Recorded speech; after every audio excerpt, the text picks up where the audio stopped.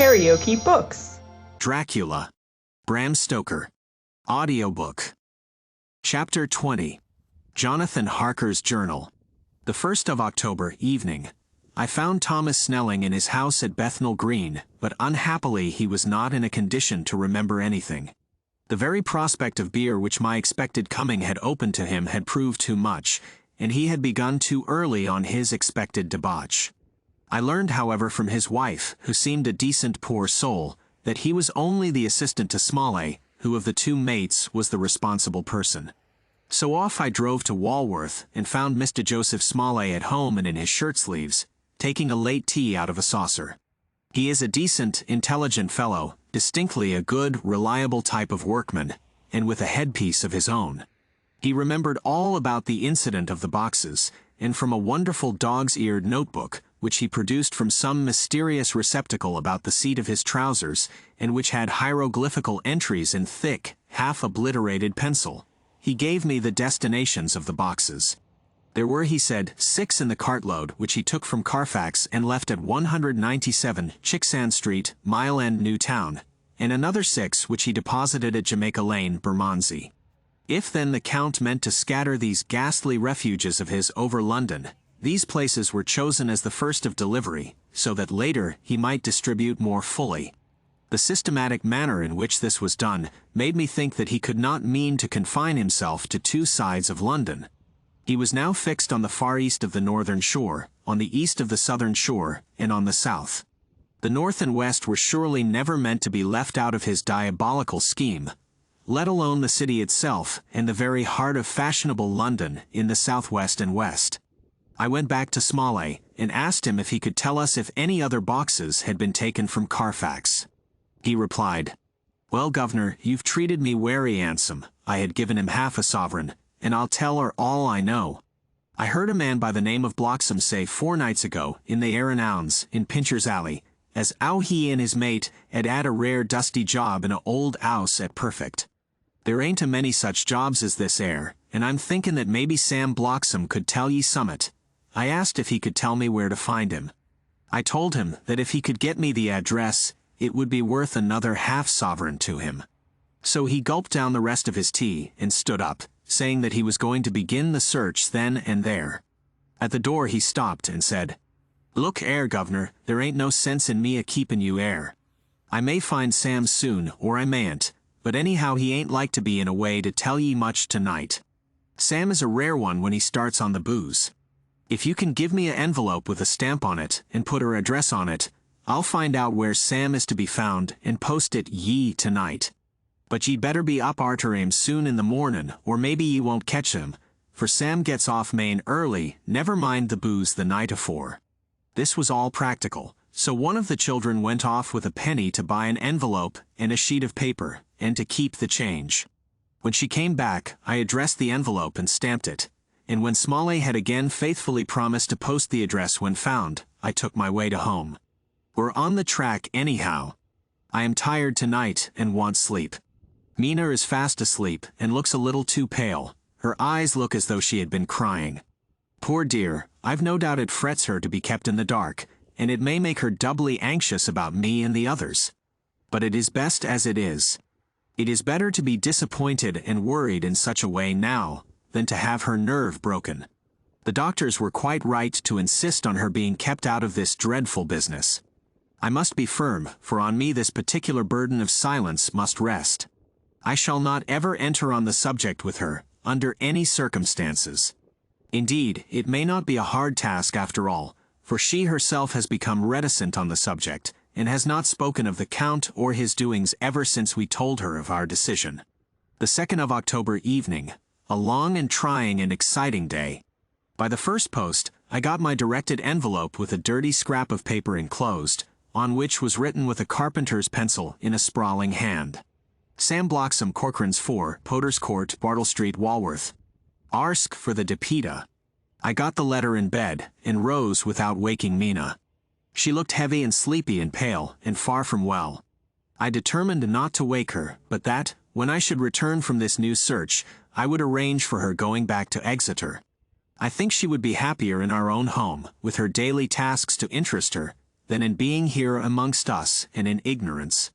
I only saw Dr. Seward for a moment and told him where I was off to, promising to come back and tell the rest so soon as I should have found out anything. I drove to Walworth and found, with some difficulty, Potter's Court.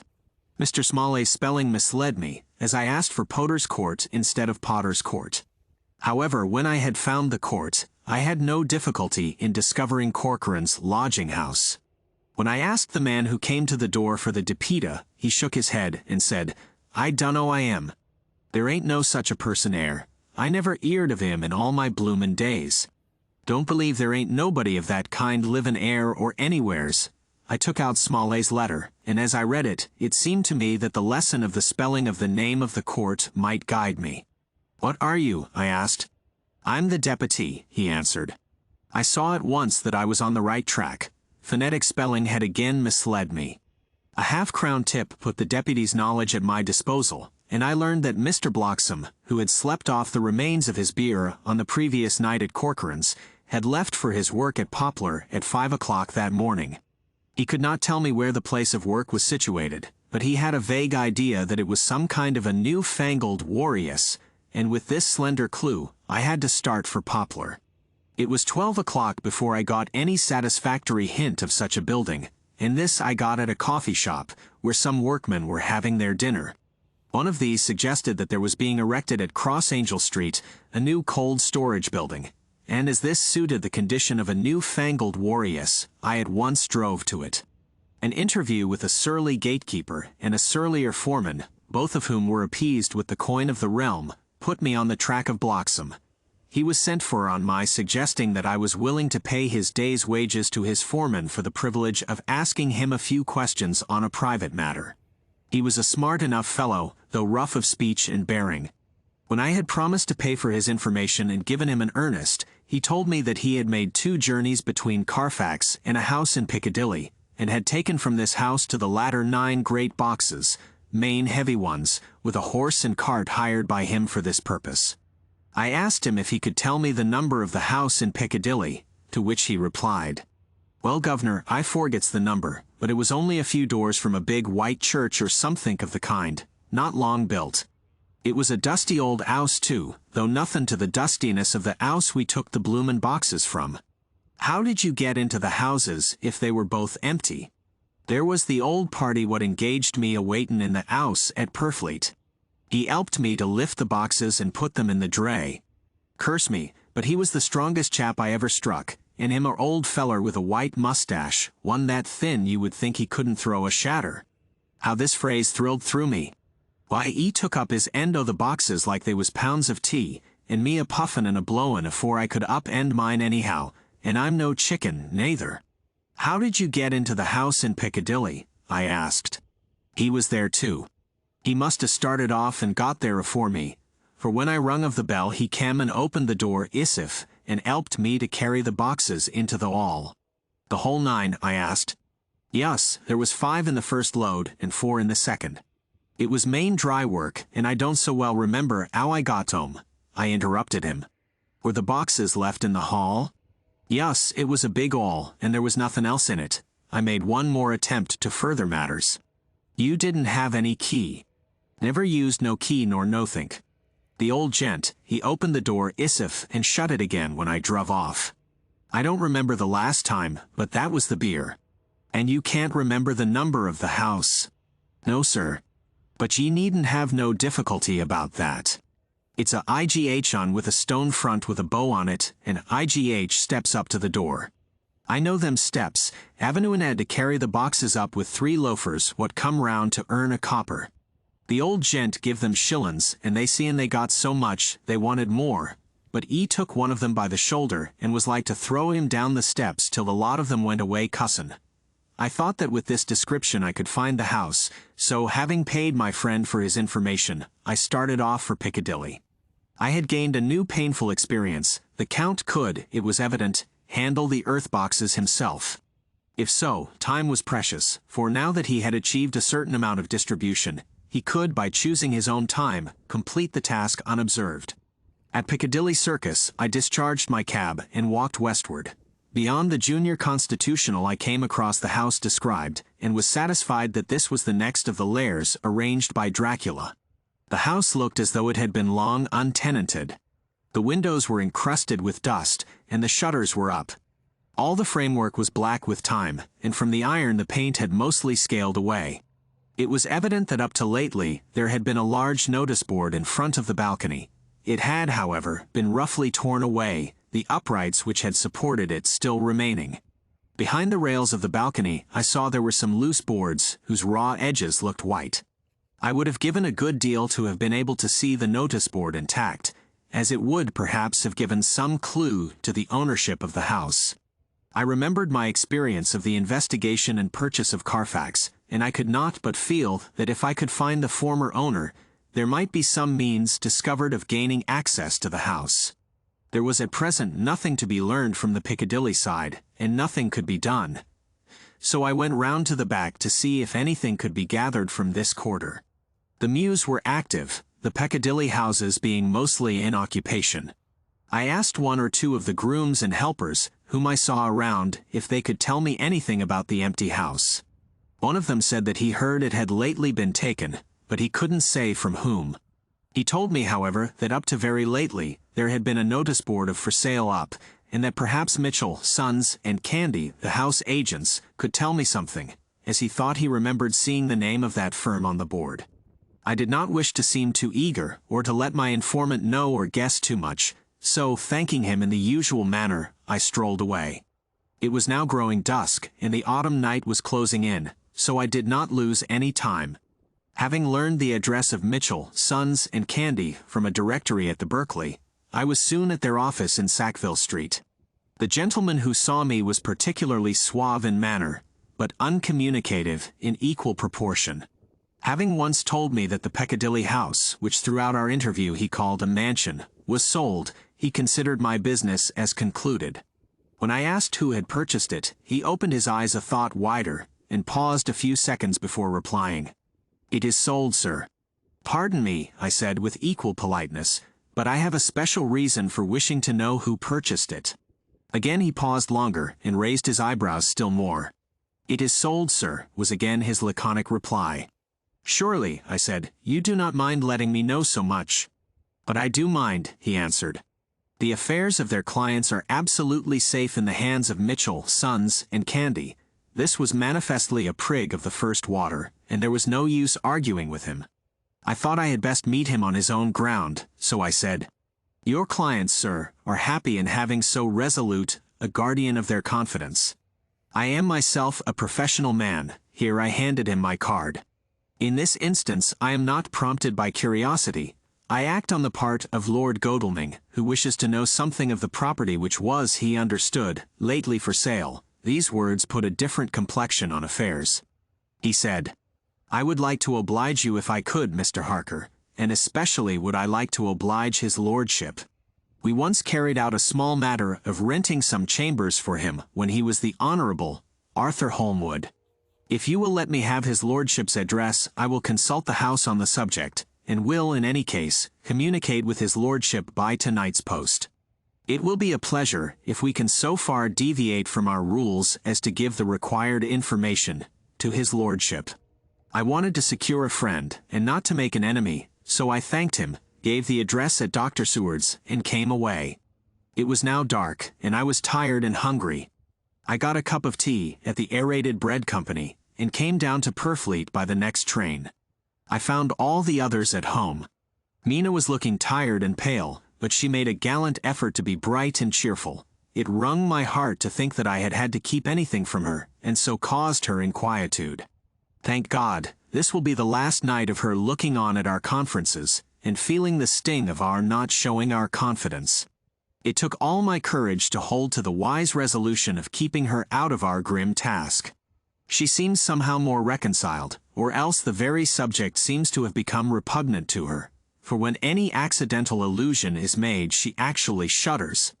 I am glad we made our resolution in time, as with such a feeling as this, our growing knowledge would be torture to her. I could not tell the others of the day's discovery till we were alone, so after dinner, followed by a little music to save appearances even amongst ourselves, I took Mina to her room and left her to go to bed. The dear girl was more affectionate with me than ever, and clung to me as though she would detain me, but there was much to be talked of, and I came away. Thank God, the ceasing of telling things has made no difference between us. When I came down again, I found the others all gathered round the fire in the study. In the train I had written my diary so far, and simply read it off to them, as the best means of letting them get abreast of my own information. When I had finished, Van Helsing said, "This has been a great day's work, friend Jonathan. Doubtless we are on the track of the missing boxes. If we find them all in that house, then our work is near the end. But if there be some missing, we must search until we find them. Then shall we make our final coup, and hunt the wretch to his real death." We all sat silent a while, and all at once Mr. Morris spoke. "Say, how are we going to get into that house?" "We got into the other," answered Lord Godalming quickly. "But Art, this is different. We broke house at Carfax, but we had night and a walled park to protect us. It will be a mighty different thing to commit burglary in Piccadilly, either by day or night.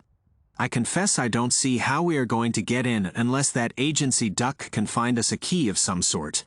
Perhaps we shall know when you get his letter in the morning." Lord Godalming's brows contracted, and he stood up and walked about the room. By and by he stopped and said, turning from one to another of us, "Quincy's head is level. This burglary business is getting serious. We got off once all right, but we have now a rare job on hand, unless we can find the Count's key basket. As nothing could well be done before morning, and as it would be at least advisable to wait till Lord Godalming should hear from Mitchell's, we decided not to take any active step before breakfast time. For a good while we sat and smoked, discussing the matter in its various lights and bearings. I took the opportunity of bringing this diary right up to the moment. I am very sleepy and shall go to bed. Just a line. Mina sleeps soundly, and her breathing is regular. Her forehead is puckered up into little wrinkles, as though she thinks even in her sleep. She is still too pale, but does not look so haggard as she did this morning. Tomorrow will, I hope, mend all this. She will be herself at home in Exeter. Oh, but I am sleepy. Dr. Seward's diary. The 1st of October. I am puzzled afresh about Renfield. His moods change so rapidly that I find it difficult to keep touch of them, and as they always mean something more than his own well-being, they form a more than interesting study. This morning, when I went to see him after his repulse of Van Helsing, his manner was that of a man commanding destiny. He was, in fact, commanding destiny, subjectively. He did not really care for any of the things of mere earth. He was in the clouds and looked down on all the weaknesses and wants of us poor mortals. I thought I would improve the occasion and learn something, so I asked him, "What about the flies these times?" He smiled on me in quite a superior sort of way, such a smile as would have become the face of Malvolio, as he answered me. "The fly, my dear sir, has one striking feature. Its wings are typical of the aerial powers of the psychic faculties. The ancients did well when they typified the soul as a butterfly." I thought I would push his analogy to its utmost logically, so I said quickly, "Oh, it is a soul you are after now, is it?" His madness foiled his reason, and a puzzled look spread over his face, as shaking his head with a decision which I had but seldom seen in him, he said, oh no. I want no souls. Life is all I want." Here he brightened up. "I am pretty indifferent about it at present. Life is all right. I have all I want. You must get a new patient, doctor, if you wish to study zoophagy." This puzzled me a little, so I drew him on. "Then you command life. You are a god, I suppose?" He smiled with an ineffably benign superiority. "Oh no. Far be it from me to arrogate to myself the attributes of the deity. I am not even concerned in his especially spiritual doings. If I may state my intellectual position, I am, so far as concerns things purely terrestrial, somewhat in the position which Enoch occupied spiritually. This was a poser to me. I could not at the moment recall Enoch's appositeness, so I had to ask a simple question, though I felt that by so doing I was lowering myself in the eyes of the lunatic. And why with Enoch? Because he walked with God. I could not see the analogy, but did not like to admit it, so I harked back to what he had denied. "So you don't care about life and you don't want souls." "Why not? I put my question quickly and somewhat sternly, on purpose to disconcert him. The effort succeeded. For an instant he unconsciously relapsed into his old servile manner, bent low before me, and actually fawned upon me as he replied. "I don't want any souls, indeed, indeed. I don't. I couldn't use them if I had them, they would be no manner of use to me. I couldn't eat them or—" He suddenly stopped, and the old cunning look spread over his face, like a wind sweep on the surface of the water. "And doctor, as to life, what is it after all? When you've got all you require, and you know that you will never want, that is all. I have friends, good friends like you, Dr. Seward." This was said with a leer of inexpressible cunning. "I know that I shall never lack the means of life."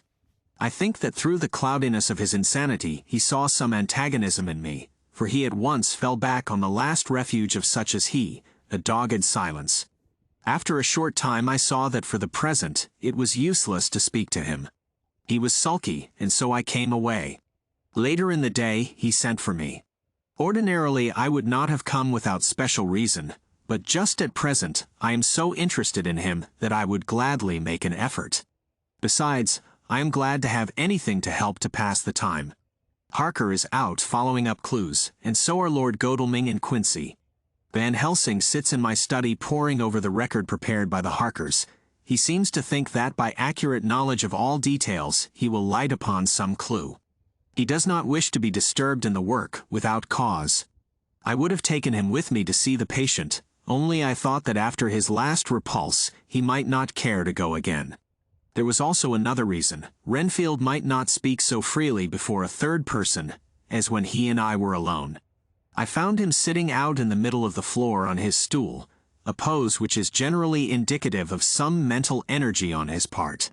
When I came in, he said at once, as though the question had been waiting on his lips, "What about souls?" It was evident then that my surmise had been correct. Unconscious cerebration was doing its work, even with the lunatic. I determined to have the matter out. "What about them yourself?" I asked. He did not reply for a moment, but looked all round him, and up and down, as though he expected to find some inspiration for an answer. "I don't want any souls," he said, in a feeble, apologetic way. The matter seemed preying on his mind, and so I determined to use it, to be cruel only to be kind. So I said, "You like life, and you want life?" "Oh yes. But that is all right, you needn't worry about that." "But," I asked, "how are we to get the life without getting the soul also?" This seemed to puzzle him, so I followed it up. "A nice time you'll have some time when you're flying out there, with the souls of thousands of flies and spiders and birds and cats buzzing and twittering and meowing all round you.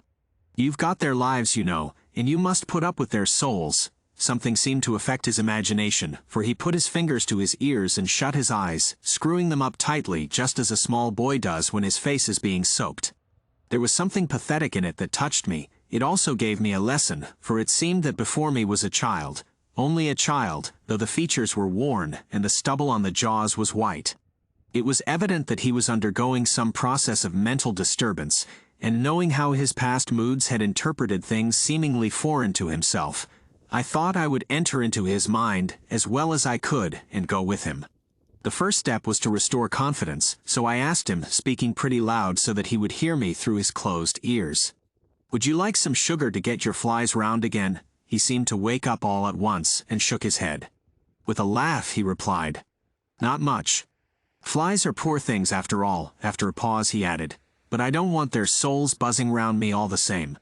"Or spiders," I went on. "Blow spiders. What's the use of spiders? There isn't anything in them to eat or—" He stopped suddenly, as though reminded of a forbidden topic. So, I thought to myself, this is the second time he has suddenly stopped at the word drink. What does it mean? Renfield seemed himself aware of having made a lapse, for he hurried on, as though to distract my attention from it. "I don't take any stock at all in such matters. Rats and mice and such small deer, as Shakespeare has it, chicken feet of the larder they might be called. I'm past all that sort of nonsense. You might as well ask a man to eat molecules with a pair of chopsticks as to try to interest me about the lesser carnivora, when I know of what is before me." "I see," I said. "You want big things that you can make your teeth meet in? How would you like to breakfast on elephant?" What ridiculous nonsense you are talking. He was getting too wide awake, so I thought I would press him hard. I wonder, I said reflectively, what an elephant's soul is like. The effect I desired was obtained, for he at once fell from his high horse and became a child again. I don't want an elephant's soul, or any soul at all, he said. For a few moments he sat despondently. Suddenly he jumped to his feet, with his eyes blazing and all the signs of intense cerebral excitement. To hell with you and your souls, he shouted. Why do you plague me about souls? Haven't I got enough to worry and pain and distract me already without thinking of souls? He looked so hostile that I thought he was in for another homicidal fit, so I blew my whistle. The instant, however, that I did so, he became calm and said apologetically, "Forgive me, doctor, I forgot myself. You do not need any help. I am so worried in my mind that I am apt to be irritable. If you only knew the problem I have to face and that I am working out, you would pity and tolerate and pardon me. Pray do not put me in a strait waistcoat. I want to think, and I cannot think freely when my body is confined. I am sure you will understand." He had evidently self-control, so when the attendants came, I told them not to mind, and they withdrew. Renfield watched them go. When the door was closed, he said with considerable dignity and sweetness, "Dr. Seward, you have been very considerate towards me. Believe me that I am very, very grateful to you. I thought it well to leave him in this mood, and so I came away. There is certainly something to ponder over in this man's state.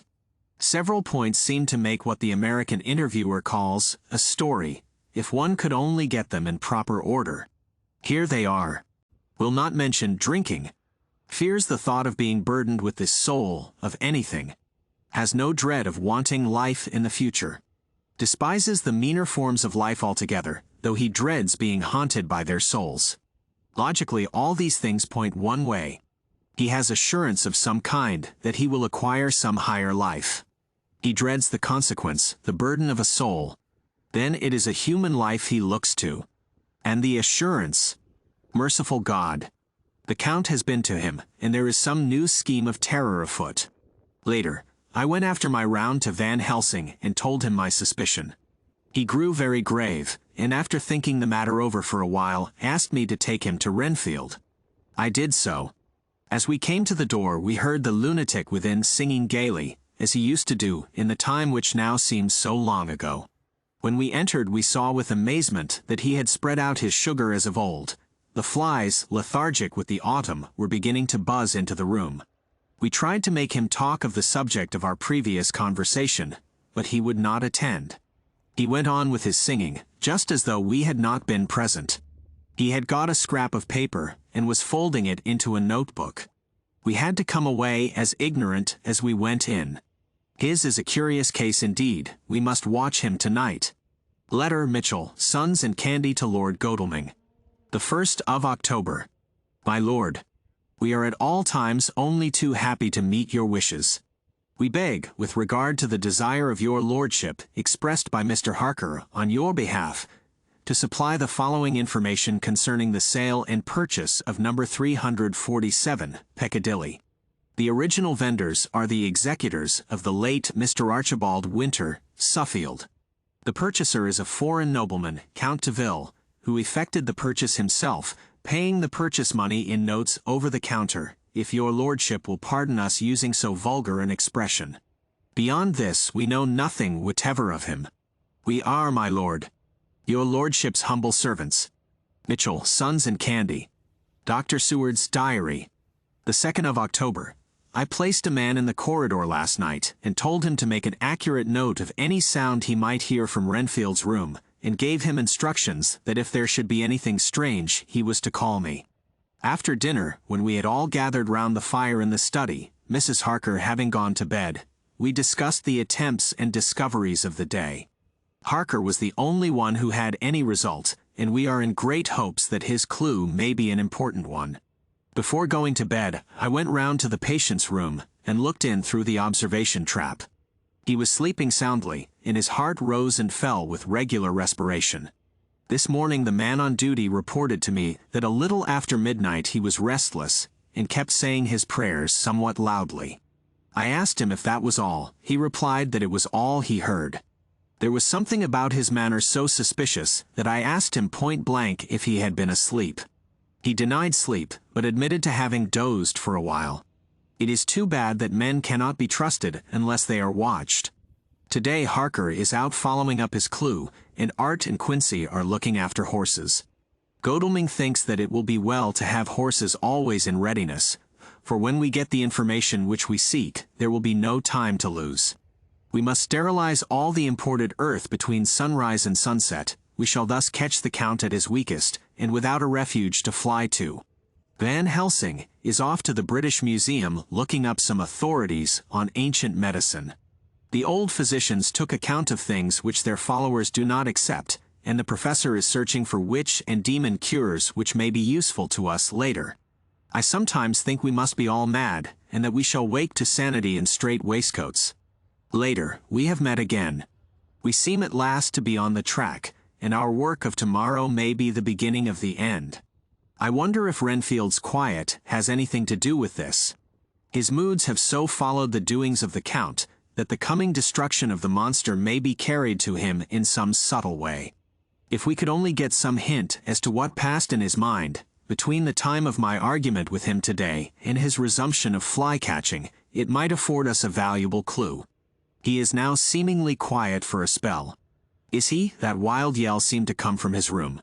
The attendant came bursting into my room and told me that Renfield had somehow met with some accident. He had heard him yell, and when he went to him found him lying on his face on the floor, all covered with blood. I must go at once. If you liked what you heard, please subscribe to the channel.